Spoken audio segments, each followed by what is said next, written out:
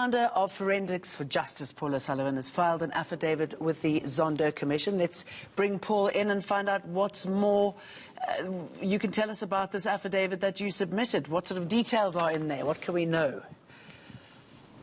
Well, good morning, first of all, to all the viewers, and I hope everybody's staying safe out there and maintaining proper social distancing as we are today. First of all, one has to recall why Forensics for Justice was started. We started it back in 2015 as a charity, as an NGO, when we realized that the criminal justice system in South Africa had been systematically captured. And it had been captured for no other reason than to allow all those people involved in what then became known as state capture to get off the hook.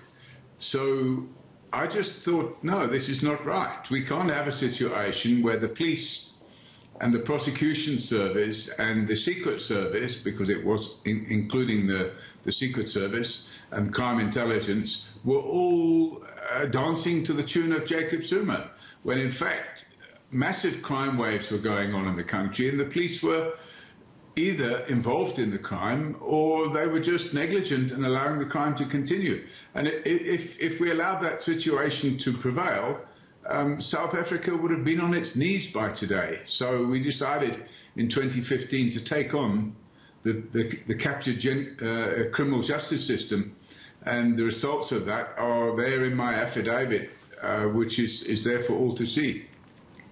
All right, well, give us more details. I mean, you've described it as just the tip of the iceberg, what we're seeing at the Zondo Commission of the rot in this country. I mean, how much more is there to uncover?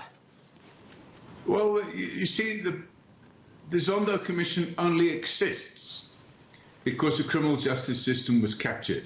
If the criminal justice system hadn't have been captured, there would be no Zondo Commission.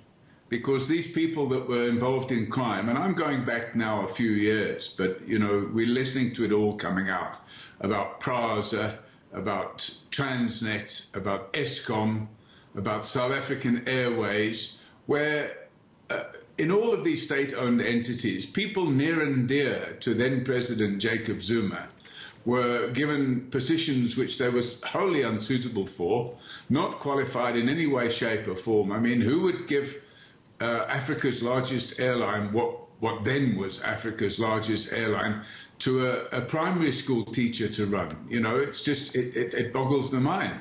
So you have this situation where all these state-owned entities were infiltrated by people, as I say, near and dear to Jacob Zuma, and they engaged in plundering on a massive scale. And the criminal justice system was unable to do anything about it because it had also been captured.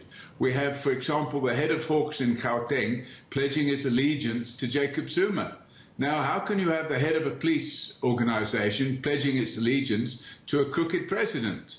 Okay, so what's more, I mean, what more are we going to learn from the Zondo Commission? I mean, this is something that we pay for, and we have many of the culprits using lawyers that we pay for to basically protest their innocence and to make a mockery of the justice system. You mentioned people like Dudu Myeni being treated gently. When are we going to see some kind of action, do you think? Well, you know, remember a ship, a battleship going full steam ahead at sea takes 32 kilometers to do a U-turn. Now, you know, South Africa has been heading in the wrong direction for the better part of a decade. And clearly, we are in the process of making that U-turn. The wind has changed direction. We do have new leadership in the criminal justice system. That now needs to permeate its way down through the provinces, because you have a situation even today where senior police officials at the rank of Major General and Lieutenant General belong in prison, and they need to be put there. And we need to bring about a situation where the taxpayer is not paying for teams and teams of lawyers to engage in what can best be described as a Stalingrad strategy, because if all of these criminals engage in a Stalingrad strategy, all they're going to do is tie up the criminal justice system for the next 10 or 15 years, and we don't want that. So okay, what I've been so give us more names. I mean, and are you saying that someone like Jacob Zuma will never actually find his way in court, into jail?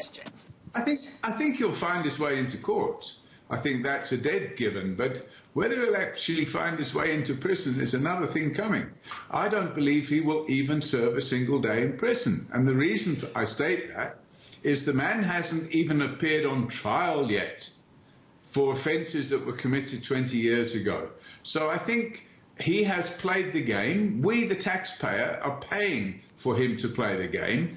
And what needs to happen is the criminal justice system needs to be reformed in such a fashion that they go for the low-hanging fruit, go for the jugular, I think is the expression I used. They should go for the jugular and pop these people into prison. Even if they only put them in for 1 or 2 years, when they could in fact put them in for 10 years, if they pop them into jail for 1 or 2 years on simple, easy-to-prove charges, we will see a quick coming to an end of this state capture. Oh, we couldn't wish for anything better, but thank you for your work, Paul O'Sullivan.